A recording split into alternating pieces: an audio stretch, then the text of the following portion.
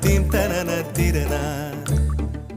நடந்தால் ஆறு எழுந்தால் அருவி நின்றால் கடலல்லோ, சமைந்தால் குமரி மணந்தால் மனைவி பெற்றால் தாயல்லோ.